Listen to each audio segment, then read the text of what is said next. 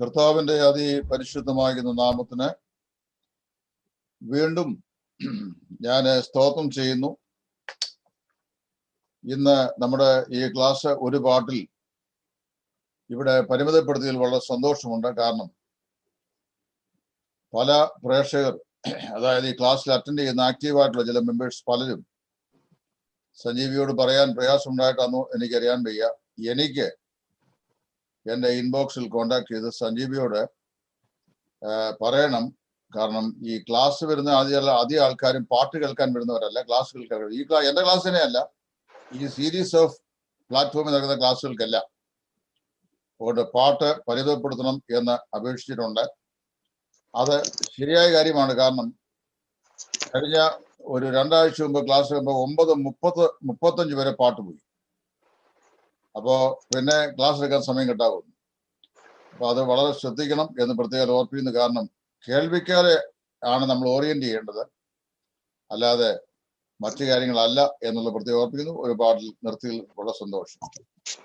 നമ്മൾ മൂപ്പന്മാരുടെ യോഗ്യതകൾ, കർത്തവ്യങ്ങൾ, അവരുടെ ഉത്തരവാദിത്തങ്ങൾ, സഭയ്ക്ക് അവരോടുള്ള കടമകൾ, മൂപ്പന്മാർക്കുള്ള പ്രതിഫലം ഇത്യാദി വിഷയങ്ങളാണ് കഴിഞ്ഞ ചില ആഴ്ചകളായി ചിന്തിച്ചുകൊണ്ട് ഇരുന്നത്.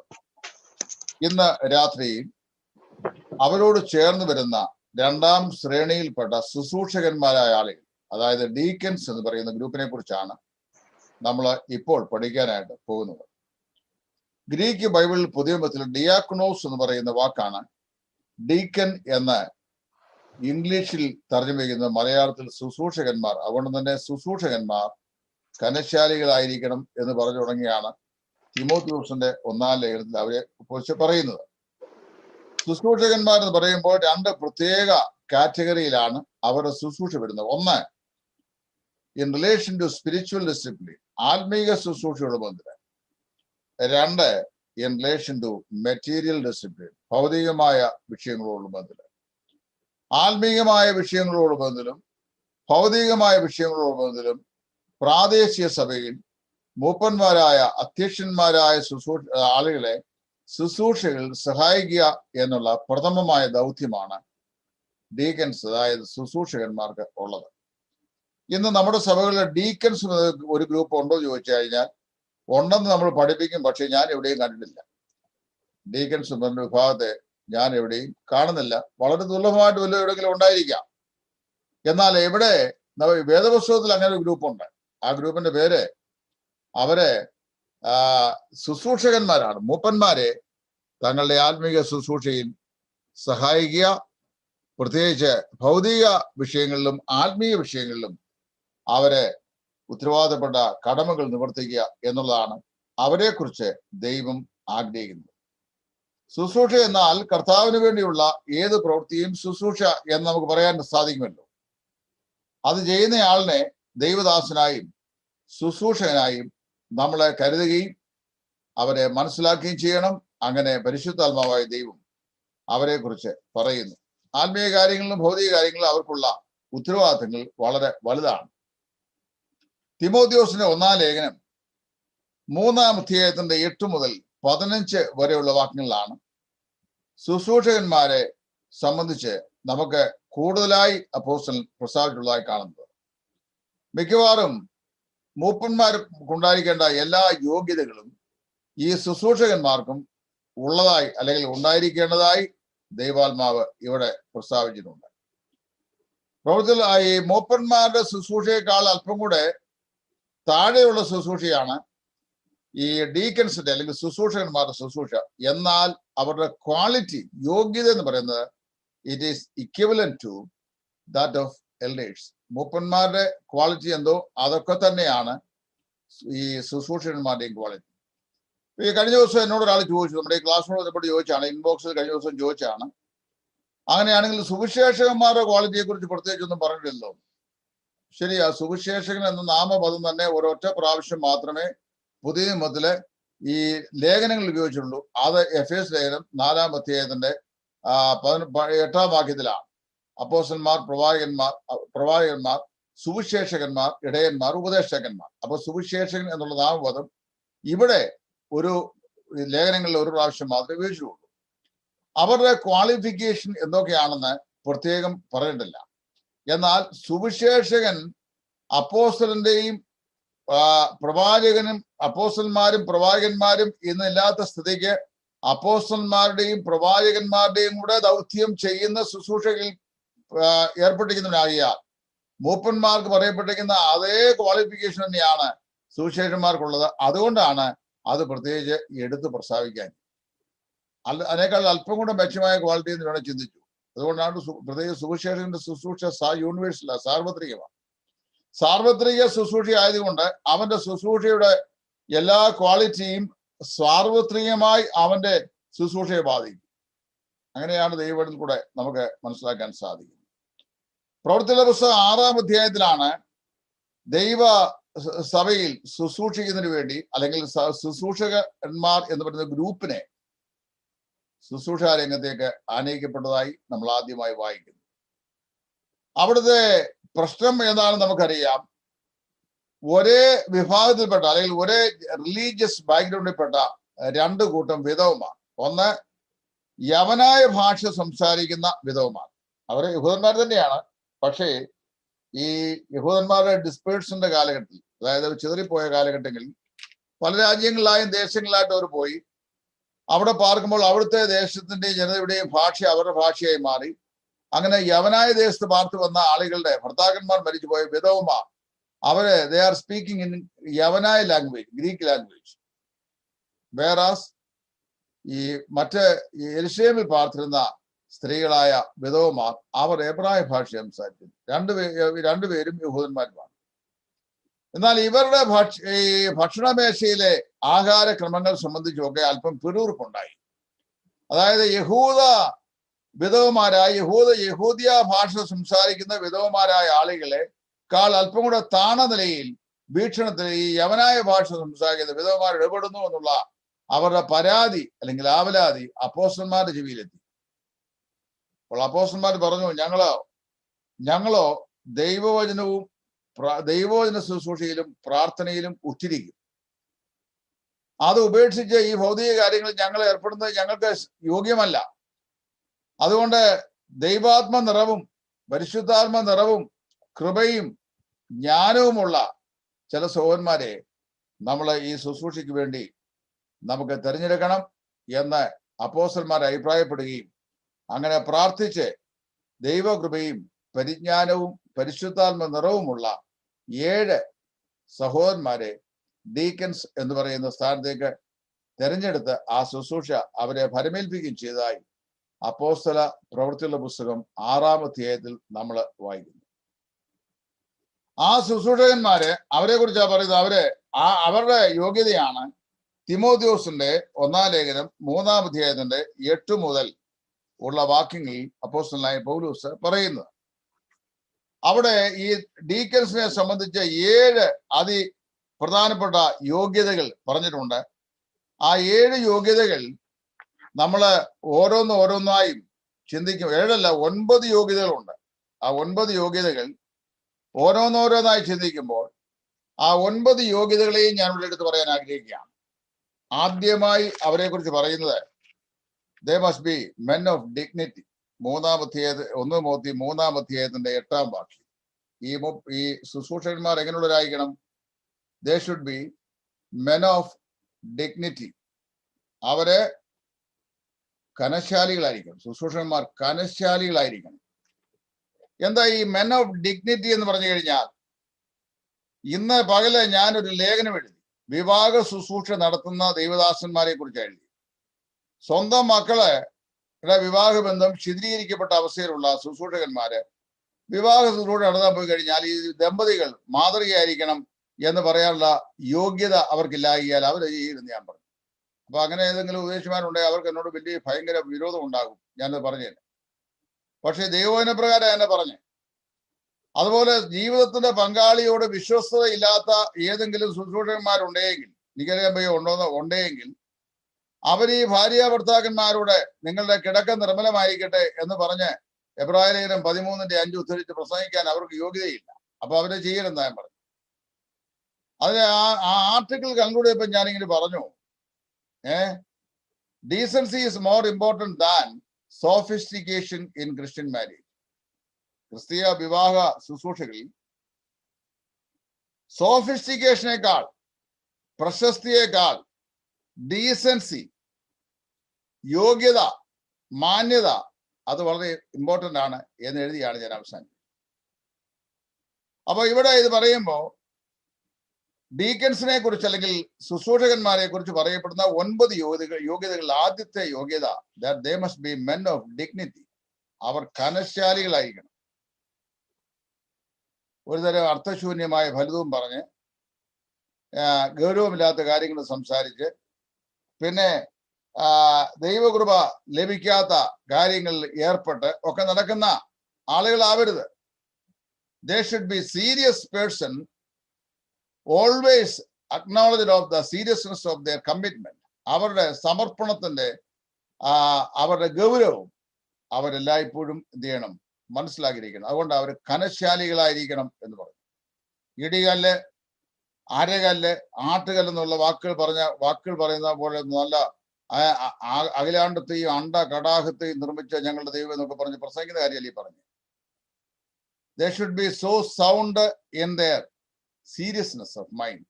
അവരുടെ ജീവിത രീതികൾ, ഇടപെടലുകൾ വളരെ ഘനമുള്ളതായിരിക്കണം, ഗൗരവമുള്ളതായിരിക്കണം. They should be men of dignity. അതാണ് ആദ്യത്തെ ക്വാളിറ്റി പറയുന്നത്. ശുശ്രൂഷകന്മാർ, ഇപ്പൊ ഈ ശുശ്രൂഷകന്മാർ എന്ന് പറയുമ്പോൾ സുവിശേഷകന്മാർ ആ ജനറൽ കാറ്റഗറി വരും. ഡീക്കൻസിനകത്തല്ല വരുന്നത്, ശുശ്രൂഷകൻ എന്നുള്ള, അതായത് കർത്താവിനോട് ശുശ്രൂഷ ചെയ്യുന്ന ദൈവദാസന്മാർ എന്നുള്ള അർത്ഥത്തിൽ. They should be men of dignity. അവർ കനശാലികളായിരിക്കണം. അതാദ്യം പറയുന്ന ക്വാളിറ്റി. 2, 3-ാം അധ്യായത്തിന്റെ 8-ാം ഭാഗത്തിൽ പറയുന്നു, they should not be double minded people.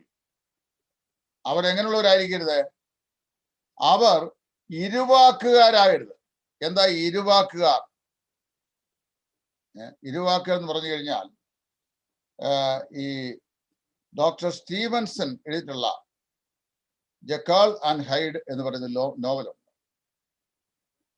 ജക്കാൾ and hide നിങ്ങളുടെയൊക്കെ കൈ കാണും, എൻ്റെ കയ്യിൽ ഉണ്ട്, ഒരു കോപ്പി ഉണ്ട്.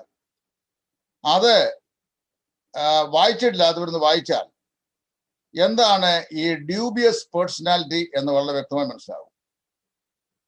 ജക്കാൾ ആൻഡ് ഹൈഡ് ഒരാൾ തന്നെയാണ്. പക്ഷേ ഒരാളുടെ 2 പരസ്പര വിരുദ്ധമായി ഇവരെ ഈ 2 സ്വഭാവം ഒരാളുടേതാണെന്ന് ഒരിക്കൽ പോലും കണ്ടെത്താൻ കഴിയാത്ത നിലയിൽ പെരുമാറുന്ന പെരുമാറ്റമുള്ളവർ. ചില ആളുകൾ അങ്ങനെയാണ്. നമ്മളോട് ഇടപെടുമ്പോൾ വളരെ തുറന്ന സ്നേഹത്തിൽ ഇടപെടും. പക്ഷേ മറുവശത്തിൽ അവർ നമുക്ക് ചെയ്യാവുന്ന ദോഷങ്ങളെല്ലാം ചെയ്യും. വളരെ വിശ്വസ്തന്മാരായി നമ്മുടെ മുമ്പാകെ ബിഹേവിയർ ചെയ്യും. എന്നാൽ മറുഭാഗത്ത് അവർ വളരെ അവിശ്വസ്തരായിരിക്കും. വിശുദ്ധന്മാരായിട്ട് അവർ വാദിക്കും. പക്ഷെ അവർ അശുദ്ധിയിൽ ഏർപ്പെടുന്ന ആളായിരിക്കും. കർത്തൃദാസൻ E.P. വർഗീസ് സാറിന്റെ പൂർവ്വകാല സ്മരണകൾ എന്ന് പറയുന്ന പുസ്തകമുണ്ട്. നമ്മുടെ വേർപാടുകാരുടെ പലരുടെയും വീടുകളിൽ ആ പുസ്തകം കാണും എന്ന് ഞാൻ ചിന്തിക്കുകയാണ്. ഇല്ലെങ്കിൽ അതിന്റെ 2nd എഡിഷൻ ഇപ്പൊ ഇറങ്ങിയിട്ടുണ്ട്. അങ്കമാലി കിട്ടുമെന്ന് അതിന്റെ അറിവ്. പൂർവ്വകാല സ്മരണകൾ. അതിനകത്ത് E.P. വർഗീസ് സാറ് അദ്ദേഹത്തിന്റെ ജനറേഷന് അതിന് തൊട്ടു മുമ്പ് ഉണ്ടായിരുന്ന പല ആത്മീക ശുശ്രൂഷകന്മാരും നമ്മുടെ മധ്യത്തിൽ പ്രയോജനപ്പെട്ട ആളുകളുടെ ഹ്രസ്വമായിരുന്ന ചരിത്ര പരാമർശങ്ങൾ ആ പുസ്തകം ചെയ്തിട്ടുണ്ട്. അതിൽ അതേ ഒരു പ്രത്യേക ക്യാരക്ടറിനെ കുറിച്ച് പറയുന്നുണ്ട്. അദ്ദേഹത്തിന്റെ പേര് പറയുന്നില്ല. ആ നാളുകളിൽ വടക്കൻ ഭാഗങ്ങളിലായി തൃശ്ശൂര്, കുന്നംകുളം, പറവൂര്, അങ്കമാലി പ്രദേശങ്ങളിൽ സഞ്ചാര സുവിശേഷകനായി നടന്ന ഒരാളെ കുറിച്ച് അദ്ദേഹം പരാമർശമുണ്ട്. അദ്ദേഹത്തിന്റെ പേര് ദൈവകൃപയാ പറഞ്ഞിട്ടില്ല. അദ്ദേഹത്തിന്റെ ഏറ്റവും ഇമ്പോർട്ടന്റ് ആയിട്ടുള്ള പ്രസംഗ വിഷയം എന്ന് പറഞ്ഞാൽ ഹോളിനെസ് എന്നുള്ളതായിരുന്നു. അതായത് വിശുദ്ധി. ഈ പുള്ളി സ്ത്രീ സംബന്ധമായ വിഷയത്തിൽ വളരെ പരാജയപ്പെട്ട ഒരാളായിരുന്നാണ് E.P. സാർ എഴുതിച്ചിരുന്നത്. പക്ഷെ അദ്ദേഹത്തിന്റെ ഏറ്റവും ഇഷ്ടപ്പെട്ട വിഷയവും ഏറ്റവും പ്രധാനപ്പെട്ട പ്രസംഗ വിഷയവും ഇതാണ്: ജീവിതം നേരെ തിരിച്ചുമാണ്. അപ്പോ ഇത് ഈ ഡൂബിയസ് പേഴ്സണാലിറ്റി ഉള്ള ആളുകൾ എന്ന് പറഞ്ഞാൽ ഇരുവിധ മനസ്സുള്ള ആളുകൾ, അവരെ കണ്ടെത്താൻ വലിയ പ്രയാസമാണ്. നല്ല സൈക്കോളജിസ്റ്റിനൊക്കെ ശരിയായ സൈക്കോ അനലൈസിസ് ചെയ്യുമ്പോൾ മാത്രമേ ഇങ്ങനെയുള്ള ഈ ഡബിൾ മൈൻഡഡ് ആയിട്ടുള്ള ആൾക്കാരെ കണ്ടെത്താനായിട്ട് സാധിക്കൂ. ഇതൊരു വല്ലാത്ത പ്രയാസമാണ്. അവരുടെ ഈ ഡബിൾ പേഴ്സണാലിറ്റി ഉള്ള ആളുകൾ ചെയ്യുന്ന പല കാര്യങ്ങളും പ്രഥമത നമുക്ക് മനസ്സിലാക്കാനും അവരെ കണ്ടെത്താനും ഒക്കെ പ്രയാസമാണ്. ഇങ്ങനെയുള്ള ചില നല്ല കള്ളന്മാരുണ്ട്, ചില കൊലയാളികളുണ്ട്. നമ്മുടെ ഈ SITയുടെ സ്പെഷ്യൽ ഇൻവെസ്റ്റിഗേഷൻ ടീമിന്റെ SPI സേവനം ചെയ്ത് ഇപ്പോൾ റിട്ടയർമെന്റിലായിരിക്കുന്ന ബഹുമാനപ്പെട്ട ജോർജ് ജോസഫ് സാറിന്റെ ചരിത്രം എന്നിലൂടെ എന്ന് പറയുന്ന ഒരു കുറ്റാന്വേഷണ സീരീസ് അദ്ദേഹം യൂട്യൂബിൽ അപ്ലോഡ് ചെയ്യുന്നുണ്ട്. സമയമുള്ളപ്പോൾ നിങ്ങൾ അത് കേട്ടാൽ വളരെ പ്രയോജനപ്പെടും. അതുപോലെ നമ്മുടെ ഫോമർ DGP ആയിരുന്ന അലക്സാണ്ടർ ജേക്കബ് സാറിന്റെ കുറ്റാന്വേഷണ പരമ്പരകൾ യൂട്യൂബിലുണ്ട്. സമയം കിട്ടുമ്പോൾ നിങ്ങൾ കണ്ടാൽ മതി. അപ്പൊ ഇതുപോലെ ഡ്യൂബിയസ് പേഴ്സണാലിറ്റികളെ ഒരുപാട് പേരെ അവര് കണ്ടെത്തിയിട്ടുള്ള ചരിത്രമൊക്കെ കൃത്യമായി അവരത് പറഞ്ഞേക്കുന്നത് നമുക്ക് കേൾക്കാൻ സാധിക്കും. അത് കേൾക്കുന്ന ഗുണം ഞാൻ ചോദിച്ചു കഴിഞ്ഞാൽ, ആത്മീക ലോകത്തും ഇങ്ങനെയുള്ള ഡ്യൂബിയസ് പേഴ്സൺസ് ഉണ്ട്. രണ്ട് പ്രകൃതങ്ങൾ ഒരേ സമയത്ത് ഒരു വ്യക്തിയിൽ പിന്നെ സൂക്ഷിക്കുകയും ഒന്ന് ഹൈഡ് ചെയ്യുകയും മറ്റേത് പ്രൊജക്ട് ചെയ്യുകയും ചെയ്യുന്ന സ്വഭാവമുള്ള ആളുകൾ. അവരെ കുറിച്ച് പറയുന്നത്, നിങ്ങൾ deacon should not be double minded man. അവനെ ഇരുവാക്കാനാകരുത്. ഒരുവന്റെ കാര്യം നമ്മളോട് സംസാരിക്കുമ്പോൾ അത് ഒരിക്കലും പാടില്ല, അങ്ങനെ ചെയ്യാൻ പാടില്ലെന്ന് പറഞ്ഞേ അപ്പുറത്തോട് മാറിയെന്ന് അവൻ അങ്ങനെ തന്നെ പറയണം എന്ന് പറയുന്ന പ്രകൃതക്കാരൻ. ശുശ്രൂഷകൻ അങ്ങനെ പാടില്ലെന്ന. അങ്ങനെ പറഞ്ഞു കഴിഞ്ഞാൽ സഭ വഴക്കുണ്ടാവും, പ്രയാസം ഉണ്ടാവും, ഭിന്നതയുണ്ടാവും. അപ്പോൾ അവനെ ഘനശാലിയായിരിക്കണം. രണ്ട്, അവൻ ഇരുവാക്കുകാരൻ ആകരുത്. മൂന്നാമത് ഇവനെ കുറിച്ച് പറയുന്നത്, ഈ ശുശ്രൂഷനെ കുറിച്ച് പറയുന്ന വിഷയം, deacon should not be addicted to wine. 1 Pathros 3:8. അവിടെ പറയുന്നത്, ശുശ്രൂഷകൻ എന്ത് ചെയ്യരുത്? മദ്യപ്രിയനാകരുത്. അവന് ഈ ഘനശാലി ആയിരിക്കണം. 1 തിമോത്തി 3:8 തന്നെ പറയാണ്, മദ്യപ്രിയൻ ആകരുത്. അപ്പൊ അതിന് വേറെ അർത്ഥമുണ്ടോ? അതായത് ഈ ശുശ്രൂഷകൻ മദ്യപ്രിയനാകരുത് പറഞ്ഞാൽ പിന്നെ വിശ്വാസിക്ക് മദ്യപ്രിയനാകാം എന്നുണ്ടോ? അങ്ങനെയുണ്ടോ? നമ്മുടെ ഗ്ലോറിയസ് ഗോസ്പലുകാരനായ ഒരു സഹോദരൻ തിരുവല്ലായിൽ സംഘടിപ്പിച്ച ഒരു മീറ്റിംഗിൽ അദ്ദേഹം റാന്നിയിൽ നിന്ന് 1-2 പുരോഹിതന്മാരും ഒക്കെ അതിനകത്ത് സംബന്ധിച്ചിരുന്നു. അപ്പം അത് പുരോഹിതന് ഒരു വാക്യെടുത്ത് ഇവിടെ വായിച്ചത് ഞാൻ കേട്ടു. നമ്മുടെ KP യോഹന്നാന്റെ യൂത്ത് റിട്രീറ്റ് സെന്ററിൽ വെച്ചായിരുന്നു ആ മീറ്റിംഗ്. ഞാൻ യൂട്യൂബിൽ കേട്ടു. അദ്ദേഹം പറഞ്ഞു, യഹോവയുടെ കയ്യിൽ ഒരു പാനപാത്രമുണ്ട്, അതിൽ വീഞ്ഞ് നുരയ്ക്കുന്നു, ദുഷ്ടന്മാർ അതിന്റെ മട്ട് വലിച്ചു കുടിക്കുന്നു എന്നാണ് സംഘടിപ്പിക്കുന്നത്. അപ്പൊ ആ അച്ഛൻ വ്യാഖ്യാനം അറിയാവോ? മട്ട് ദുഷ്ടന്മാരാ കുടിക്കുന്നത്, തെളി ആരാ കുടിക്കുന്നത്? എന്തോ ഒരു ദൈവദൂഷണം അദ്ദേഹം പറഞ്ഞു. തെളി ദൈവം കുടിക്കുന്ന അദ്ദേഹം പറഞ്ഞു വെച്ചു. എന്നിട്ട് വിശ്വാസികൾക്ക് കുടിക്കുന്നതിന് കുഴപ്പമില്ലെന്ന്. ഗ്ലോറിയസ് ഹോസ്പിറ്റലുകാരൻ തിരുവല്ലായി വെച്ച് കഴിഞ്ഞ പോലെ പറഞ്ഞ കാര്യമായി പറഞ്ഞാൽ വെറുതെ കെട്ടുകഥ പറഞ്ഞാൽ യൂട്യൂബിൽ കിടപ്പുണ്ട് ഇപ്പോഴും. യഹോവയുടെ കയ്യിൽ ഒരു പാനപാത്രമുണ്ട്, അതിൽ വീഞ്ഞ് നുരയ്ക്കുന്നു, ദുഷ്ടന്മാർ അതിന്റെ മട്ടോളം വലിച്ചു കുടിക്കുന്നു. അപ്പൊ ഇദ്ദേഹം ചോദിച്ചത് എന്താ? അപ്പൊ അതിന്റെ തെളി ആരാ കുടിക്കുന്നത്? തെളി വിശ്വാസി കുടിക്കുന്നു എന്ന് അദ്ദേഹം പറഞ്ഞു. ഇവിടെ ശുശ്രൂഷനെ കുറിച്ച് പറയുകയാണ്, അവൻ മദ്യപ്രിയനരുത്, അവൻ മദ്യം കഴിക്കുന്നവൻ ആകരുത്. അങ്ങനെയുള്ളവൻ ശുശ്രൂഷനായിരിക്കാൻ യോഗ്യതയില്ല. നാലാമതായി പറയുന്നത്, അതിന്റെ 3-ാം അധ്യായത്തിന്റെ 15-16 വാക്യങ്ങൾ, deacon should hold the mystery of the faith. വിശ്വാസത്തിന്റെ മർമ്മം 15-ാം വാക്യം നോക്കിയാട്ടെ. അവന് എന്ത് ചെയ്യണം? വിശ്വാസത്തിന്റെ മർമ്മം കൃത്യമായി സൂക്ഷിക്കുന്നവനായിരിക്കണം. Should hold the mystery of the faith. വിശ്വാസത്തിന്റെ മർമ്മം അത് തന്റെ ഹൃദയത്തിൽ വിശ്വാസത്താൽ സൂക്ഷിക്കുന്നവനായിരിക്കണം. എന്താ ഈ ദൈവഭക്തിയുടെ മർമ്മം? അത് 16-ാം വാക്യം പറയുന്നു, ഞാൻ താമസിച്ചു പോയാലോ സത്യത്തിന്റെ തൂണും അടിസ്ഥാനവുമായി ജീവനുള്ള ദൈവത്തിന്റെ ആലയമായ ദൈവസഭയിൽ നീ എങ്ങനെ നടക്കണം എന്ന് അറിയേണ്ടതിന് ഞാൻ ഇത് എഴുതുന്നു. തിമോഥെയോസിന് പറയുകയാണ്. തിമോഥെയോസിനോട് ഈ കാരാഗ്രഹത്തിൽ നിന്ന് പൗലോസ് വേഗത്തിൽ അദ്ദേഹം വിടുവിക്കപ്പെടുമെന്നും, വിടുവിക്കപ്പെട്ടാൽ ഈ തിമോഥെയോസ് ശുശ്രൂഷ ചെയ്യുന്ന എഫേസോസിലെ സഭയിൽ പൗലോസ് വന്ന് തിമോഥെയോസിനെ കാണുമെന്നും, അങ്ങനെ തിമോഥെയോസിനെ കാണാൻ അവസരമുണ്ടായി കഴിഞ്ഞാൽ അവർക്ക് ഒരുപാട് കാര്യങ്ങൾ അദ്ദേഹത്തിന് ഇവനോട് പറയാനുണ്ടെന്നും, ഇനി ഞാൻ താമസിച്ചു പോയാൽ എന്റെ അസാന്നിധ്യത്തിൽ നീ എന്ത് ചെയ്യണം എന്നാ പറയുന്നത്. ഞാൻ താമസിച്ചു പോയാലോ എന്ത് ചെയ്യണം? സത്യത്തിന്റെ തൂണും അടിസ്ഥാനവുമായി ജീവനുള്ള ദൈവത്തിന്റെ സഭയാകുന്ന ദേവാലയത്തിൽ നടക്കേണ്ടത് എങ്ങനെയെന്ന് നീ അറിയേണ്ടതിന് ഇത് എഴുതുന്നു. അവൻ ജഡത്തിൽ വെളിപ്പെട്ടു, ആത്മാവിൽ നീതിരിക്കപ്പെട്ടു, ദൂതന്മാർക്ക് പ്രത്യക്ഷനായി, ജാതികളുടെ ഇടയിൽ പ്രസംഗിക്കപ്പെട്ടു, തേജസ്സിൽ എടുക്കപ്പെട്ടു, ലോകത്തിൽ വിശ്വസിക്കപ്പെട്ടു, തേജസ്സിൽ എടുക്കപ്പെട്ടു എന്നിങ്ങനെ ദൈവഭക്തിയുടെ മർമ്മം സമതാമണ്ണം വലുതാകും. ഈ ശുശ്രൂഷകന് ദൈവഭക്തിയുടെ മർമ്മം, വിശ്വാസത്തിന്റെ മർമ്മം അല്ലെങ്കിൽ ദൈവഭക്തിയുടെ മർമ്മം മുറുകെ പിടിക്കുന്നവനായിരിക്കണം എന്ന് പറഞ്ഞു കഴിഞ്ഞാൽ എന്താണ് ഇവിടെ പറയപ്പെടുന്ന വിശ്വാസത്തിന്റെ മർമ്മം എന്നാണ് ഈ വാക്യം പറയുന്നത്. അതായത് വിശ്വാസത്തിന്റെ മർമ്മം അത് മുറുകെ പിടിക്കുന്നവനായിരിക്കണം ഈ ശുശ്രൂഷകൻ. അല്ലാതെ അവിടെ ചെല്ലുമ്പോൾ അത് ശരിയാണെന്നും ഇവിടെ ചെല്ലുമ്പോൾ ഇത് ശരിയാണെന്നും പറയുന്ന ആളല്ല.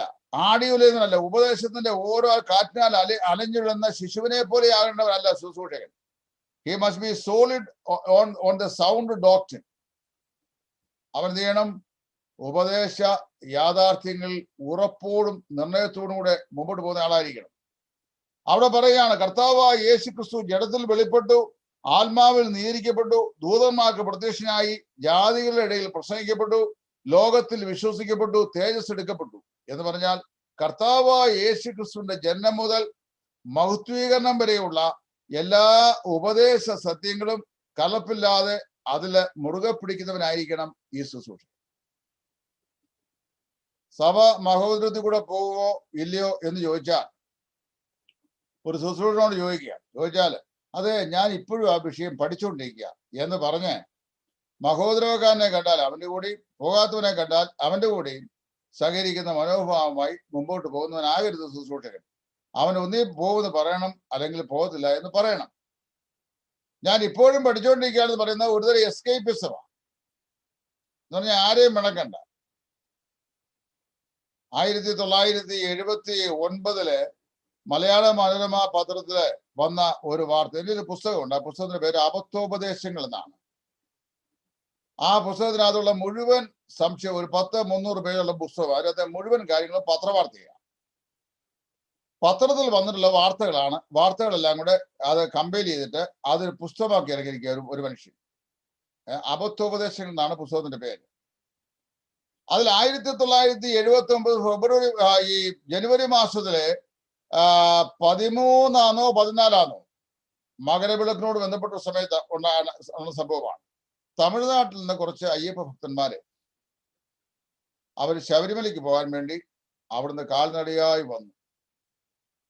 കാൽനടയായി വന്ന ഈ അയ്യപ്പ ഭക്തന്മാരെ കുറിച്ച് മലയാള മനോരമ റിപ്പോർട്ട് ചെയ്യുന്ന റിപ്പോർട്ടാണ് ഞാൻ ഈ പറയുന്ന വിഷയം. അവർ മനോരമ പറയാണ്, ഈ അയ്യപ്പ ഭക്തന്മാര് കൊച്ചിയിൽ വന്നിട്ട് അർത്തുങ്ക പള്ളിയിൽ വന്ന് അർത്തുങ്ക പുണ്യവാളന്റെ പള്ളിയിൽ വിശുദ്ധ കുർബാനയിൽ സംബന്ധിച്ച ശേഷം കാൽനടയായി എരുമേലിയിൽ വന്ന് വാവരുടെ പള്ളിയെ വലയം വെച്ച് അവിടുന്ന് അവർ മൈലുകൾ താണ്ടി ശബരിമലയിൽ ചെന്ന് അയ്യനെ കണ്ട് തൊഴുത് മടങ്ങി എന്നാണ് വാർത്ത.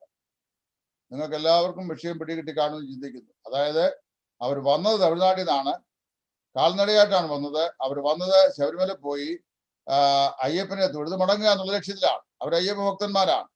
പക്ഷെ വന്ന വഴിക്ക് അവർ അർത്തുങ്കൽ പള്ളിയിൽ കയറി അവിടുത്തെ കുർബാനയിൽ, വിശുദ്ധ കുർബാനയിൽ സംബന്ധിച്ചു. അവിടുന്ന് പിന്നീട് അവർ നടന്നു വന്ന് എരുമേലി വന്നിട്ട് വാവരുടെ പള്ളിയെ വലയം വെച്ച് അവിടുത്തെ സംവിധാനം കഴിഞ്ഞ ശേഷം അവര് പമ്പയിൽ ചെന്ന് ഈ അയ്യനെ കണ്ട് തൊഴുത് മടങ്ങിയെന്നാണ് പത്രത്തിലെ വാർത്ത. ആരെയും പിണക്കിയില്ല. ഇതാ വിഷയം. ഇങ്ങനെ ആരെയും പിണക്കാത്ത ഉപദേശകന്മാർ, ശുശ്രൂഷകൻ അങ്ങനെ ആകരുത്. വിപരീത ഉപദേശകനെ കണ്ടു കഴിഞ്ഞാൽ അവനെയും പിണക്കുകയില്ല, പത്യോപദേശക്കാരനെ കണ്ടാൽ ഇവനെയും പിണക്കുകയില്ല.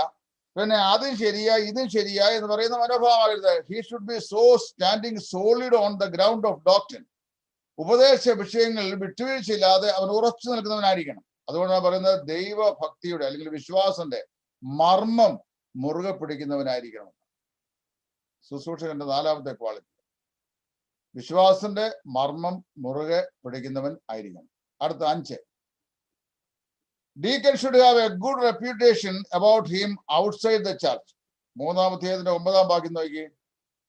1 തിമോത്തി 3-ാം വാക്യം. അവിടെ വായിക്കുന്നു, അവനെ ദുർലാഭമോഹികൾ വരുത്, അവർ വിശ്വാസത്തിന്റെ മർമ്മം ശുദ്ധമനസാക്ഷിയിൽ വെച്ചുകൊള്ളുന്നവരായിരിക്കണം. അവരെ ആദ്യം പരീക്ഷിക്കണം, അനിന്ദ്രായി കണ്ടാൽ അവരെ ശുശ്രൂഷ ഏൽക്കട്ടെ എന്ന് പറഞ്ഞിരിക്കുകയാണ്. അവര് അകത്തും പുറത്തുമുള്ള ആളുകളോട്, പുറത്തുള്ള ആളുകളുടെ മുമ്പാകെ നല്ല സാക്ഷ്യം കൊണ്ട ആളായിരിക്കണം. കൃത്യമായി അവരെ കുറിച്ച് പറഞ്ഞിരിക്കുക. അവര് ദുർലാഭമോഹികളോ ഇരുവാക്കുകാരോ മദ്യപന്മാരോ ഒന്നും ആകരുത്. അവരെ ആദ്യം പരീക്ഷിക്കണം എന്ന് പറഞ്ഞു കഴിഞ്ഞാൽ അതിന്റെ അർത്ഥം എന്നാ? അവര് നല്ല സാക്ഷി ജീവിതമുള്ളവരാണോ എന്ന് മനസ്സിലാക്കണം. പുറത്തുള്ളവരും അകത്തുള്ളവരും സാക്ഷ്യം പറയണം. പുറത്തുള്ളവൻ ഈ അകത്തുള്ള ശുശ്രൂഷകൻ കണ്ടോ ഇതേവാണോ നിങ്ങളുടെ ശുശ്രൂഷകൻ എന്ന് ചോദിച്ചാൽ അതിന് അവസരം ഉണ്ടാകരുത് എന്നാണ്.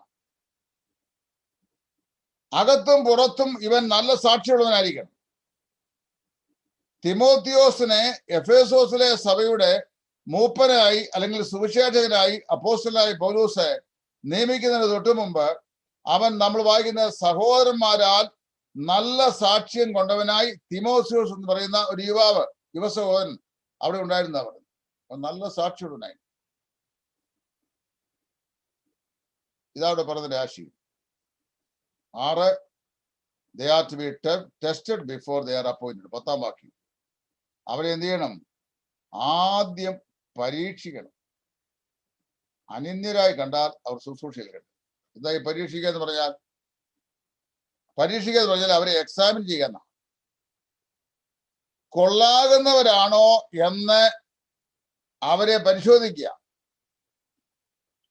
നമ്മൾ ഈ പെസഹയുടെ യാഗത്തിന് വേണ്ടി വേർതിരിക്കുന്ന ആട്ടിൻകുട്ടിയെ നമ്മൾ വായിക്കുന്ന പ്രവൃത്തിയുള്ള പുറപ്പാട് പുസ്തകം 12-ാം അധ്യായത്തിൽ ആബീബ് മാസം 10-ാം തീയതി, ഈ മാസം നിങ്ങൾക്ക് മാസങ്ങളുടെ ആരംഭമായി 1-ാം മാസമായിരിക്കണം.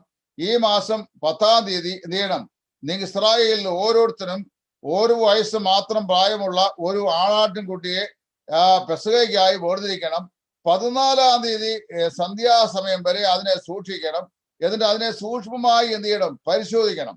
പരിശോധിക്കുന്നതിനെ ചോദിച്ചു കഴിഞ്ഞാൽ വല്ല ഊനമോ മുടന്തോ പിന്നെ കാഴ്ചശക്തിക്കോ തകരാറോ എന്തെങ്കിലും പ്രശ്നമുള്ളതാണോ എന്ന് സൂക്ഷ്മമായി നോക്കണം. ആണെങ്കിൽ അതിനെ അറുക്കരുത് എന്നാണ്.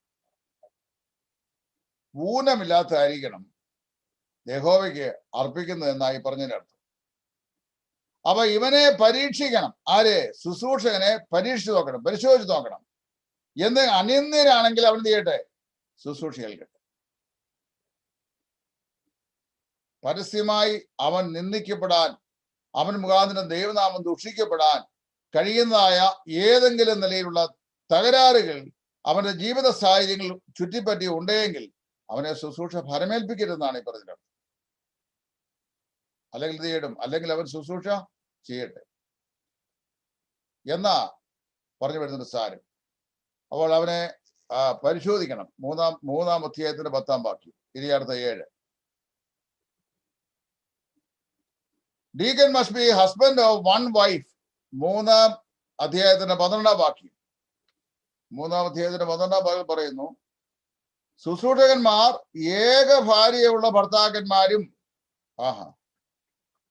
ഇത് ഈ വിഷയം ഞാൻ 2 മാസം മുമ്പ് വേറൊരു സ്ഥലത്ത് ക്ലാസ് എടുത്തപ്പോൾ എന്നോട് ഒരാൾ ചോദിച്ചു, അത് ശുശ്രൂഷകന്മാരെയും മൂപ്പന്മാരെയും കുറിച്ചല്ലേ? 3-ാം അധ്യായം തുടങ്ങുമ്പോൾ മൂപ്പൻ ഏക ഭാര്യ ഭർത്താവായി പറഞ്ഞിട്ടുണ്ട്. ഇവിടെ 10-ാം വാക്യത്തിൽ പറയും, 15-ാം വാക്യത്തിൽ 10-ാം വാക്യത്തിൽ പറയുമ്പോൾ 12-ാം വാക്യത്തിൽ ശുശ്രൂഷകനും ഏക ഭാര്യയുടെ ഭർത്താവായിരിക്കണം എന്ന് പറയും. അതിന്റെ അർത്ഥം മൂപ്പന്മാർക്കും ശുശ്രൂഷകന്മാർക്കും മാത്രമേ ഏക പത്നി പദവി പറഞ്ഞിട്ടുള്ളൂ. അപ്പൊ വിശ്വാസികൾക്ക് ഒന്നിലധികം ഭാര്യമാരാകാമോ എന്നാണ് ഒരാളിനോട് ചോദിച്ചു. അങ്ങനെയല്ല, അങ്ങനെയുള്ള പെർമിഷൻ അല്ല അവിടെ പറയുന്നത്. വിശ്വാസികൾക്ക് ഒന്നിലധികം ഭാര്യമാരാകാമെന്നോ ഭർത്താക്കന്മാരാകാമെന്നോ ഉള്ള പ്രമാണമല്ല അവിടെ പറയുന്നത്. മൂപ്പൻ സ്ഥാനത്തേക്കോ ശുശ്രൂഷകരുടെ സ്ഥാനത്തേക്കോ ആനയിക്കപ്പെടുന്ന വ്യക്തി ഏക ഭാര്യയുടെ ഭർത്താവായിരിക്കണം. അവൻ ഒരു ഭാര്യ ഉണ്ടാകാവൂ. അതിന്റെ പശ്ചാത്തലം അറിയാമോ? കുരുന്ത് അന്നത്തെ കാലത്ത് ഒരു മായച്ചന്തയായിരുന്നു. കുരുന്തിൻ എന്ന് പറഞ്ഞു കഴിഞ്ഞാൽ ഈ ഗലീലയുടെ വടക്ക് പടിഞ്ഞാറ് ഭാഗത്ത് സ്ഥിതി ചെയ്യുന്ന നസ്രേത്ത് എന്ന് പറയുന്ന പട്ടണത്തിലെ കുറിച്ച് പറയുന്ന പോലെ നസ്രായൻ എന്ന് പറയപ്പെട്ടാൽ അവിടെ ആളുകൾ മനസ്സിലാവും, ഓ പോക്ക ശരിയാകില്ല. അവൻ യേശുവിനെ നസ്രേന്ന് അതല്ല നദനയിൽ വരും, നസ്രേത്ത് നിന്ന് വല്ല നന്മയും വരും എന്ന് പറഞ്ഞാൽ പ്രതീക്ഷയ്ക്ക് വകയില്ലാത്ത സ്ഥലം എന്ന് അതിന്റെ അർത്ഥം. ബോംബെയിലെ റെഡ് സ്ട്രീറ്റ് പോലുള്ള സ്ഥലം റോമൻ പട്ടാള കോളനി. അതുപോലെ അവിടെ ഈ കൊരിന്ത്യൻ എന്ന് പറഞ്ഞു കഴിഞ്ഞാൽ സമൂഹത്തിൽ അവനെ കുറിച്ചുണ്ടാകുന്ന പെട്ടെന്നുണ്ടാകുന്ന ചിന്ത മലിനപ്പെട്ടവൻ എന്നുള്ള അർത്ഥമാണ്. കാര്യം സകല മ്ലേച്ഛതകളും അന്നത്തെ കാലത്ത് കുടികൊത്തി പാടുന്ന ഒരു സാംസ്കാരിക പുരാതന പട്ടണമാണ് കൊരിന്ത് പറയുന്നത്. അപ്പോ ഈ കൊരിന്ത്യൻ എന്ന് പറഞ്ഞു കഴിഞ്ഞാൽ അവന്റെ സദാചാരത്തെ സംബന്ധിച്ച് ഒരു വിലയില്ല. ആ സ്ഥലത്ത് പൗലോസ് പോയി താമസിച്ച് പ്രവർത്തിച്ച് സുവിശേഷം പ്രസംഗിച്ചു. അവിടുന്ന് അനേക ആളുകൾ രക്ഷിക്കപ്പെട്ട് മുമ്പോട്ട് പോയപ്പോൾ ബഹുഭാര്യത്വം നിലനിർത്തിയിരുന്ന ജാതികളായ നിരവധി ആളുകൾ പൗലോസിന്റെ പ്രസംഗം കേട്ട് സുവിശേഷം കേട്ട് രക്ഷിക്കപ്പെട്ട് കൊരിന്ത് സഭയിലെ അംഗങ്ങളായി. ഒരുത്തിന് 5 ഭാര്യമാരോട് ചിന്തിക്കുക. അവൻ രക്ഷിക്കപ്പെട്ടപ്പോൾ ആരെ ഉപേക്ഷിക്കാൻ പറ്റും? പ്രമാണപ്രകാരമാണെങ്കിൽ ഒരുത്തിയെ കൊടുത്താൽ 4 പേരെ ഉപേക്ഷിക്കണം. അങ്ങനെ വന്നു കഴിഞ്ഞാൽ ആ 4 പേരെ അനാഥത്വത്തിലേക്കും പിന്നെ വ്യഭിചാര വൃത്തിയിലേക്ക് ഇവൻ തള്ളിവിടുക. അത് അതിനേക്കാൾ തെറ്റ്. അങ്ങനെ ഒരു കോംപ്ലിക്കേഷനിലേക്ക് വന്നു, ഒരു സങ്കീർണതയിലേക്ക് വന്ന വിഷയം. അങ്ങനെ വന്നു കഴിഞ്ഞപ്പോൾ ആദിമ സഭകളിലെ ഒന്നിലധികം ജാതീയ സമ്പ്രദായങ്ങളിൽ നിന്ന് രക്ഷിക്കപ്പെട്ട് മുമ്പോട്ട് വന്ന പല ആളുകൾക്കും ഒന്നിലധികം ഭാര്യമാരോ ഭർത്താക്കന്മാരോ ഒക്കെ ഉണ്ടായിരുന്നു. അപ്പൊ പൗലോസിന് ദൈവം പ്രോഗ്രസീവായി ഒരു വെളിപ്പാട് കൊടുത്തു. ഇനിമേൽ എന്ത് ചെയ്യട്ടെ, ഓരോരുത്തരെ സ്വന്തം ഭാര്യയും ഓരോരുത്തേക്ക് സ്വന്തം ഭർത്താവും ഉണ്ടായിരിക്കട്ടെ എന്ന് പറഞ്ഞാല് ഈ മൊണോഗമി, ഏക ഭാര്യ ഭർത്തൃ വ്യവസ്ഥിതി, അത് എസ്റ്റാബ്ലിഷ് ചെയ്യുന്നത് കൊരിന്തിന്റെ പശ്ചാത്തലത്തിലാണ്. കാരണം ആ കാലഘട്ടങ്ങളിൽ രക്ഷിക്കപ്പെട്ട് വന്ന ജാതികളിൽ നിന്ന് വന്ന ആളുകൾ പല ആൾക്കാരും ബഹുഭാര്യമാരുള്ള ആളുകളായിരുന്നു. അപ്പോൾ 4 ഭാര്യമാരുള്ള ഒരുത്തൻ രക്ഷിക്കപ്പെട്ട് മുമ്പോട്ട് വന്ന് സഭയിലെ വിശ്വാസിയായി കഴിഞ്ഞാൽ ഇതിൽ ഒരു ഭാര്യയെ അവൻ ഉപേക്ഷിക്കാൻ കഴിയാത്തൊരു ദുസ്ഥിതിയാകുന്ന ഒരു സാഹചര്യം വന്നു കഴിഞ്ഞപ്പോൾ പൗലോസ് ഒരു പൊതുപ്രമാണം പറയുകയാണ്. ശുശ്രൂഷകന്മാരായി വരുന്നവർ എങ്ങനെയുള്ളവരായിരിക്കണം? ഏക ഭാര്യയുടെ ഭർത്താവായിരിക്കണം എന്ന് പറഞ്ഞാൽ ഒന്നിലധികം ഭാര്യമാരുള്ളവൻ ശുശ്രൂഷകനായിരിക്കാൻ പാടില്ല എന്നതിന്റെ അർത്ഥം. അതിനെ ഈ വില്യം മാക്ഡൊണാൾഡിന്റെ ബിലീവേഴ്സ് ബൈബിൾ കമന്ററിയുടെ പുതിയ നിയമം തർജ്ജമ ചെയ്ത് ഞാൻ മലയാളത്തിലേക്ക് പാറയിൽ പബ്ലിക്കേഷൻ വേണ്ടി സായിപ്പാണല്ലോ അത് എഴുതിയത്. അപ്പൊ സായിപ്പ് കാനഡ സംസ്കാരത്തിൽ ഈ ഭാഗത്തെ അദ്ദേഹത്തിന്റെ തിയോളജി പ്രകാരം ന്യായീകരിച്ചാണ് ആ മാക്ഡൊണാൾഡ് കമന്ററിയിൽ എഴുതിയിരിക്കുന്നത്. ഞാനത് തർജ്ജമ ചെയ്ത് കൊടുത്തപ്പോൾ എഴുത്തുകാരന്റെ ആശയത്തെ വളച്ചൊടിക്കാനോ മാറ്റാനോ പരിഭാഷകന് അവകാശമില്ലാകിയാൽ ഞാനത് അങ്ങനെ തന്നെ തർജ്ജമ ചെയ്ത് വെച്ചിട്ടുണ്ട്. പക്ഷെ അതെന്റെ വിശ്വാസമല്ല. അദ്ദേഹം എന്റെ ആ വെസ്റ്റേൺ കൾച്ചർ പ്രകാരം ഒരു വ്യാഖ്യാനമൊക്കെ നൽകിയിട്ടുണ്ട്. It is not plausible with the people in Asia. നമുക്കത് അംഗീകരിക്കാൻ പറ്റില്ല. പൗലോസ് പറഞ്ഞു ശുശ്രൂഷകന്മാർ ഏക ഭാര്യയുടെ ഭർത്താക്കന്മാരായിരിക്കും എന്ന് പറഞ്ഞാൽ ഒരു ഭാര്യയെ അവൻ ഉണ്ടാകാൻ പാടുള്ളൂ എന്ന് പറഞ്ഞതിന്റെ അർത്ഥം. അടുത്ത 8, deacon should bring up there children in good management. മക്കളെ എന്ത് ചെയ്യണം? 12 വാക്യം തന്നെ പറയുന്നു, മക്കളും സ്വന്തം കുടുംബങ്ങളും നന്നായി ഭരിക്കുന്നവനായിരിക്കണം. സ്വന്തം മക്കളെയും സ്വന്തം കുടുംബത്തെയും നന്നായി ഭരിക്കുന്ന ആളായിരിക്കണം ശുശ്രൂഷകൻ. ഇത് മൂപ്പനെ കുറിച്ച് തന്നെയാ പറഞ്ഞത്. മൂപ്പൻ പറയുന്ന യോഗ്യതയെല്ലാം ഈ ശുശ്രൂഷകനും പറഞ്ഞിട്ടുണ്ട്. സ്വന്തം കുടുംബത്തെ നന്നായി ഭരിക്കാൻ അറിയാത്തവൻ ദൈവത്തിന്റെ സഭയെ എങ്ങനെ ഭരിക്കുമെന്നാണ് തിമോത്തിയോസിന്റെ ലേഖനത്തിന്റെ 3-ാം അധ്യായത്തിൽ പൗലോസ് മൂപ്പന്മാരെ കുറിച്ച് പറഞ്ഞിരിക്കുന്നത്. അപ്പൊ ഇവരെ ശുശ്രൂഷനെ കുറിച്ച് പറയുകയാണ്. അവർ സ്വന്തം കുടുംബത്തെയും മക്കളെയും എന്ത് ചെയ്യണം? നന്നായി കൊണ്ടു നടക്കുന്നവനായിരിക്കണം, ഭരിക്കുന്നവനായിരിക്കണം, കുടുംബത്തിൽ സാക്ഷ്യമുള്ളവനായിരിക്കണം എന്നാണ് പറഞ്ഞതിനർത്ഥം. കുടുംബത്തിലെ സാക്ഷ്യമുള്ളവൻ ആയിരിക്കണം. ഭാര്യയുടെ മുമ്പാകെ നല്ല സാക്ഷ്യമുള്ളവനായിരിക്കണം. ഞാനൊരിക്കലെ സ്ഥലമൊന്നും ഞാൻ പറയുകയില്ല. ഒരു സ്ഥലത്ത് ഞങ്ങൾ 2-3 സഹോദരന്മാരെ ഒരു വീട്ടിലെ പ്രശ്നം പരിഹരിക്കാൻ വേണ്ടി വിളിച്ചു. ഒരു സഭയിലെ ഒരു ശുശ്രൂഷകന്റെ വീട്ടിലാണ്. നമ്മളെ ചുരുക്കം ആൾക്കാരും എല്ലാവരും മിക്കവാറും അന്യോന്യം അറിയപ്പെടുന്നവരുമാകിയാൽ സ്ഥലം പറയുന്ന യോഗ്യമല്ലാകിയാൽ ഞാൻ പറയുകയില്ല. അപ്പൊ ഞങ്ങൾ ആ വീട്ടിൽ ചെന്ന് ഭാര്യയും ഭർത്താവും തമ്മിലുള്ള പ്രയാസമാണ്. അത് പരിഹരിക്കാൻ വേണ്ടി ഞങ്ങളെ വിളിച്ചതാണ്. ഞങ്ങളവിടെ ചെന്നപ്പം ആ സഹോദരി വളരെ സങ്കടത്തോടെ ഞങ്ങളോട് വിഷയം പറഞ്ഞു. സഹോദരന്മാരെ, ഞാന് ഇനി ഒരു കാര്യം മറച്ചു വെക്കുന്നില്ല. ഞാനങ്ങ് പറയുക, എന്റെ സങ്കടം കൊണ്ട് പറഞ്ഞു പോവുക. ഇത് ഞാൻ മിക്കവാറും എന്നെ ഇടിക്കും എന്ന് പറഞ്ഞു.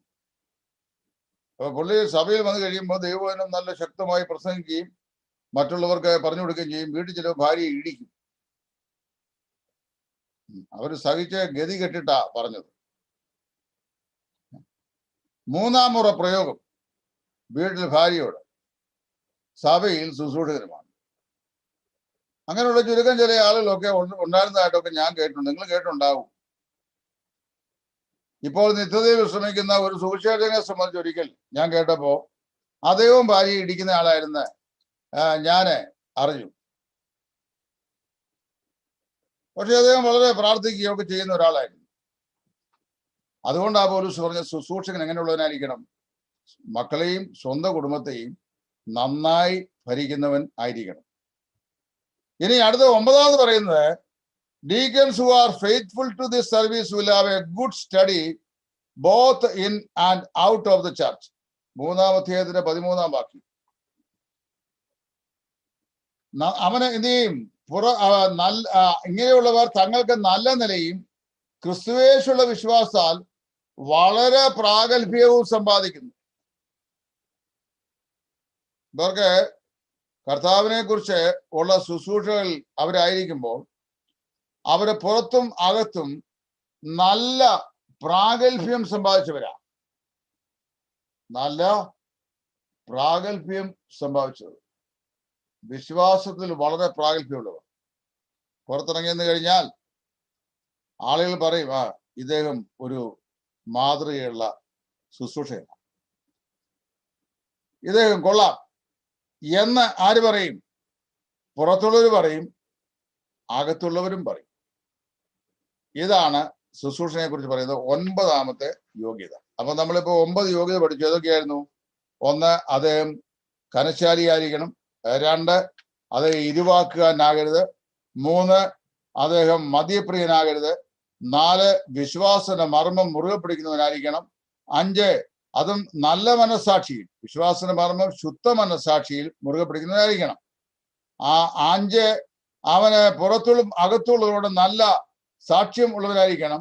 6, അവനെ ആദ്യം പരിശോധിക്കണം, പിന്നെ മാത്രമേ ശുശ്രൂഷയ്ക്ക് നിയോഗിക്കാവൂ.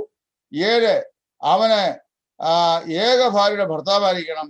8, അവൻ സ്വന്തം കുടുംബത്തെ മക്കളെ നന്നായി ഭരിക്കുന്നവനായിരിക്കണം.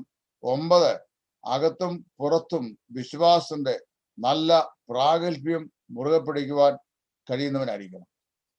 ഇത്രയുള്ള 9 യോഗ്യതകളാണ് ഈ ശുശ്രൂഷകനെ കുറിച്ച് പറഞ്ഞിരിക്കുന്നത്. അപ്പൊ ഒരാൾ ചോദിക്കും, മൂപ്പന്റെ യോഗ്യത ആരും മുമ്പ് പറഞ്ഞിട്ടുണ്ട്. ആ മൂപ്പന്റെ യോഗ്യത ഇല്ലാത്ത ആളിന് മൂപ്പനായിരിക്കാൻ കഴിയാത്ത പോലെ ഇവിടെ ഈ ശുശ്രൂഷകന്റെ യോഗ്യത ഇല്ലാത്ത ആളിന് ശുശ്രൂഷകനായിരിക്കാൻ കഴിയില്ല. അപ്പൊ ചെല്ലുചോദിക്കുന്ന ഒരു ന്യായമുണ്ട്. അങ്ങനെയാണെങ്കിൽ ഇന്ന് ആർക്ക് ശുശ്രൂഷകനായിട്ടിരിക്കാൻ കഴിയും? ഇങ്ങനെ പത്രോസ് ചോദിച്ചായിരുന്നു കർത്താവിനോട്. കർത്താവ് പറഞ്ഞു, ധനവാൻ സ്വർഗ്ഗരാജ്യത്തിൽ കിടക്കുന്നത് ഒട്ടകം സൂചിക്കുഴ കിടക്കുന്നത് പോലെ അതിനേക്കാൾ പ്രയാസം. ഉടനെ പത്രോസ് ചോദിച്ചു, ഗുരു, എങ്കിൽ സ്വർഗ്ഗരാജ്യത്തിൽ കിടക്കുവാൻ ആർക്ക് കഴിയും? കർത്താവ് പറഞ്ഞു, മനുഷ്യനാൽ അസാധ്യം, എന്നാൽ ദൈവത്താൽ സാധ്യം.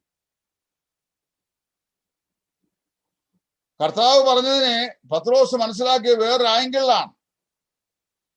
അപ്പൊ അങ്ങനെയാണെങ്കിൽ ഇന്ന് ഇപ്പൊ ഒരു അടുത്ത കാലത്ത് ഒരു സഹോദരൻ ചോദിച്ചേ, ഇപ്പൊ സഹോദരൻ പറയുന്ന ഈ പ്രമാണമൊക്കെ വെച്ച് നോക്കിയാൽ അങ്ങനെ മൂപ്പനോ ശുശ്രൂഷകനോ ഒക്കെ ആയിരിക്കാൻ ആരെ കിട്ടുമെന്ന് ഞാൻ പറഞ്ഞ പ്രിൻസിപ്പിളാണ്. പൗലോസ് 2000 വർഷം മുമ്പ് തിമോഥെയോസ് പറഞ്ഞ പ്രിൻസിപ്പിളാണ്, മാറ്റമില്ലാത്ത ദൈവത്തിന്റെ വ്യവസ്ഥ. പൗലോസ് 2000 വർഷം മുമ്പ് പറഞ്ഞ കാര്യം ഒരു വാക്കുപോലും കൂട്ടിച്ചേർക്കുകയോ അഴിച്ചുകളയോ ചെയ്യുക, അത് ഞാൻ പറഞ്ഞു എന്ന് മാത്രം. അതാണ് ഞാൻ ചെയ്തത്. ഈ പറയപ്പെട്ട ക്വാളിറ്റി ഇല്ലെങ്കിൽ you should not come forward. അതിനുള്ള യോഗ്യത ഇല്ലെങ്കിൽ you have disqualified yourself to that particular office. ആ ശുശ്രൂഷയ്ക്ക് നിങ്ങൾ അയോഗ്യരാണെന്നാണ് അതിന്റെ അർത്ഥം. അയോഗ്യരാണ് ചെയ്യാൻ പാടില്ല.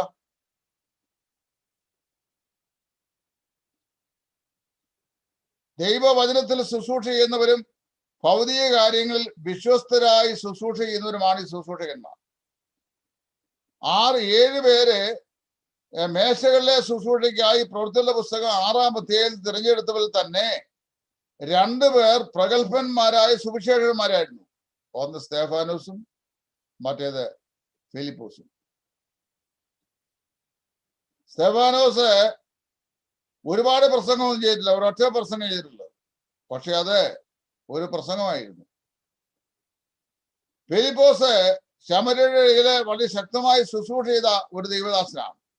മേശയെ കഞ്ഞിയും കറിയും വിളമാന വിളിച്ച് വേർതിരിച്ചെങ്കിലും അപാരമായ ദൈവകൃപയും ശുശ്രൂഷയുടെ കഴിവും അവർക്ക് ഉണ്ടായിരുന്നു എന്നും ഈ ഭാഗത്ത് വളരെ വ്യക്തമായി പറഞ്ഞിരിക്കുന്നു. ഇനി ഞാൻ ശേഷിക്കുന്ന ചുരുങ്ങിയ മിനിറ്റുകൾ കൊണ്ട് ശുശ്രൂഷകന്മാർക്ക് പുതിയ നിയമത്തിൽ പറയപ്പെട്ടുള്ള വ്യത്യസ്തമായ പേരുകൾ അതുകൂടെ പറഞ്ഞിട്ട് ഞാൻ നിർത്താം. ബാക്കി നമുക്ക് ഇന്ന് പറയാൻ നിർവാഹമില്ല. ഈ ഡീക്കൻസിന് പല പേരുകൾ പുതിയ നിയമത്തിൽ പറഞ്ഞിട്ടുണ്ട്. അതില് ഒരു പേരെന്ന് പറയുന്നത് റോമാലേഖനം 13-ാം അധ്യായത്തിൽ ഗവൺമെന്റ് ഒഫീഷ്യൽസിനെ ഈ ഡീക്കൻസ് എന്നാ പറഞ്ഞേക്കുന്നത്. They are the deacons by God, ദൈവത്താൽ ആക്കപ്പെട്ട ശുശ്രൂഷകന്മാർ. അവിടെ പറയാ, നീ അധികാരത്തിനെ ഭയപ്പെടുന്നില്ലയോ? ഞെളിയാതെ ഭയപ്പെടുക, ദോഷം ചെയ്യുന്നവന്റെ ശിക്ഷയ്ക്കായി അവൻ ദൈവത്താൽ നിയമിക്കപ്പെട്ട ശുശ്രൂഷകനാകുന്നു. ആരുടെ കാര്യം അറിയാവോ? Judicial magistrate, first class judicial magistrate, sessions കോടതിയിലെ ജഡ്ജി, ഹൈക്കോടതിയിലെ ജഡ്ജിമാര്, സുപ്രീം കോടതിയിലെ ജഡ്ജിമാര്, പോലീസ് അതോറിറ്റികള്, ഗവൺമെന്റ് മുഖ്യമന്ത്രി, മന്ത്രിസഭയിലെ ആളുകൾ, ഗവൺമെന്റ് ഇൻസ്റ്റിറ്റ്യൂഷൻസ് കൈകാര്യം ചെയ്യുന്ന ആളുകൾ, ഇവരെല്ലാം ആരാന്നാ പറയുന്നത്? They are all deacons appointed by God, ദൈവത്താൽ നിയോഗിക്കപ്പെട്ട ശുശ്രൂഷകന്മാരാണ്. റോമാലേഖനം 13-ാം അധ്യായം. അപ്പൊ ഈ മിനിസ്റ്റർ എന്ന വാക്കിന്റെ ഒരർത്ഥം അതാണ്, ഗവൺമെന്റ് ഒഫീഷ്യൽസ്, സർക്കാരിന്റെ ഉദ്യോഗസ്ഥന്മാരായ ആളുകൾ. അവരെല്ലാം ദൈവത്താൽ നിയമിക്കപ്പെട്ട ഒഫീഷ്യൽസ്. അതുകൊണ്ട് ആ പോലീസിനെയും കോടതിയും ഒക്കെ ഭയപ്പെടണമെന്ന് പറയുന്നു. പോലീസ് അതോറിറ്റികളെയും കോടതിയും ഒക്കെ ഭയപ്പെടണം. കരുതറിയാവോ? അവർ ദോഷം ചെയ്യുന്നവന്റെ ശിക്ഷയ്ക്കായി ദൈവത്താൽ നിയോഗിതരായ ശുശ്രൂഷകന്മാരാണ്. വെറുതെ അല്ലല്ലോ അവൻ വാൾ വഹിക്കുന്ന പറയുന്നത്. ഇനി അടുത്തത് 2 റോമാലേഖനം 16-ാം അധ്യായത്തിന്റെ 1-ാം വാക്യം. അവിടെ ഈ വാക്ക് ഉപയോഗിച്ചിട്ടുണ്ട്. അവിടെ ഉപയോഗിക്കുന്ന ഡീക്കണ്ണസ് എന്നൊരു വാക്കാണ്, ശുശ്രൂഷക്കാരത്തി. അപ്പൊ ഡീക്കൻസ് ഉള്ള പോലെ ഡീക്കണ്ണസും ഉണ്ട്, ശുശ്രൂഷക്കാരി. കെങ്കറിയ സഭയിലെ ശുശ്രൂഷക്കാരിയായ ഫേബ എന്നാണ് റോമാലേഖനം 16-ാം അധ്യായത്തിന് 1-ാം വാക്യങ്ങളെ കുറിച്ച് പറയുന്നത്. അതിന് ഡീക്കണ്ണസ് എന്ന വാക്ക് ഉപയോഗിച്ചിരിക്കുന്നു.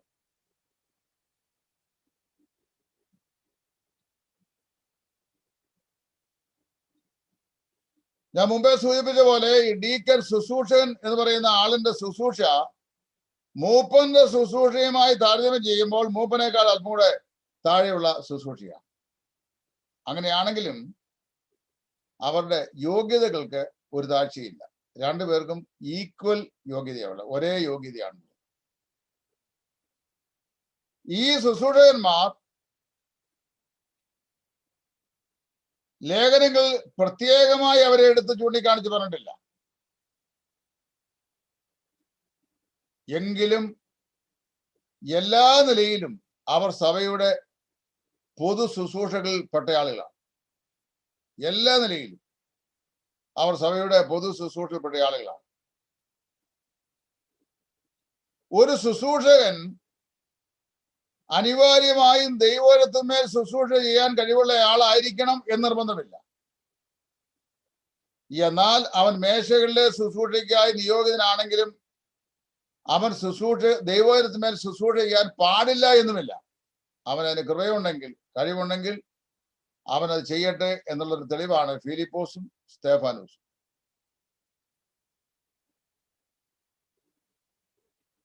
ഈ ശുശ്രൂഷകന്മാർ അവരുടെ വിളിയും തെരഞ്ഞെടുപ്പിനും അതീതമായി ദൈവത്തിന് വേണ്ടി ഫലകരമായി ശുശ്രൂഷ ചെയ്തവരാകുന്നു എന്ന് നാം വായിക്കുന്നു. അപ്പോസ്തോലിക സഭകൾ അധ്യക്ഷന്മാരാലും ശുശ്രൂഷകന്മാരാലും പരിപാലിക്കപ്പെട്ട സഭകളായിരുന്നു എന്ന് വളരെ സുവിദിതമായി ഈ വാക്യങ്ങൾ കൊണ്ട് നമുക്ക് മനസ്സിലാക്കുവാൻ സാധിക്കുന്നുണ്ട്. ശക്തിമത്തായ, ഫലവത്തായ, ആരോഗ്യകരമായ ഒരു പ്രാദേശിക സഭയ്ക്ക് പ്രബുദ്ധരായ ശുശ്രൂഷകന്മാരും ശക്തന്മാരായ അധ്യക്ഷന്മാരും ഉണ്ടായിരിക്കും.